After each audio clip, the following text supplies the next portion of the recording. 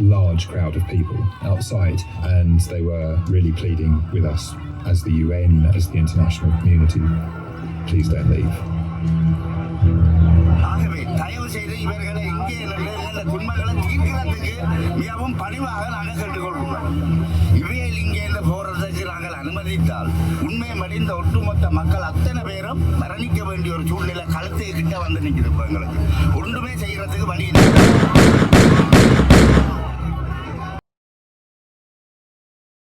15 years after the terrible events that we commemorate today, there is not only no sign of justice, but the crimes against Tamil civilians continue.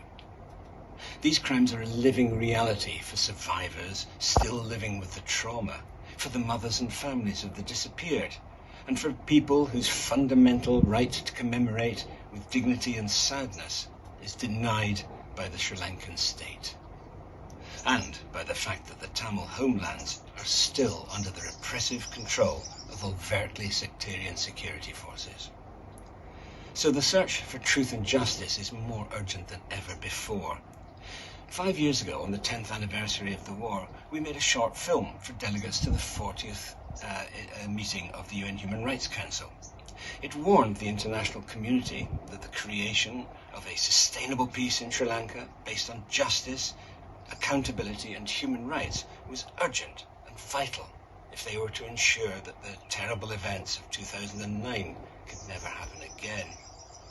How chilling then to see a terrifyingly similar process unveiling in Gaza today, where a right-wing ultra-nationalist government in Israel is using a shocking crime against humanity and act of terror committed against innocent Jewish civilians as justification for the mass slaughter of tens of thousands of innocent civilian women, men and children in Gaza. For the survivors of the massacre which ended in Miliavaikel 15 years ago, these events bring back unbearable memories. The promise of safe civilian no-fire zones, where hundreds of thousands were herded only to be systematically shelled, starved and denied medical care before the area was overrun by the military and a new no-fire zone was created. The parallels are shocking right down to the portrayal of the incredibly brave Tamil doctors who were desperately trying to care for thousands of terribly injured civilians as supporters of terrorism. And the ongoing failure of the international community and the Sri Lankan government to ensure justice for the Tamil victims of that process is now being used to justify a similar process in Gaza.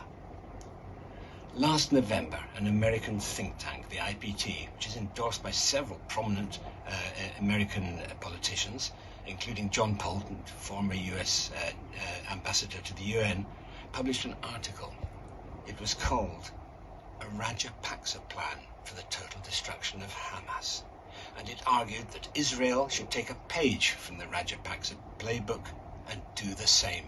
It notes approvingly that after the war, the Rajapaksas refused to cooperate with international investigations into their crimes against innocent civilians and got away with it. For the mothers of the disappeared in Sri Lanka, for the traumatized survivors, for the up to 70,000 innocents who, according to some UN estimates, died in Sri Lanka, for the more than 35,000 who have already died in Gaza, for anyone who cares about human rights and justice, there can be only one call. Never again. There must be justice.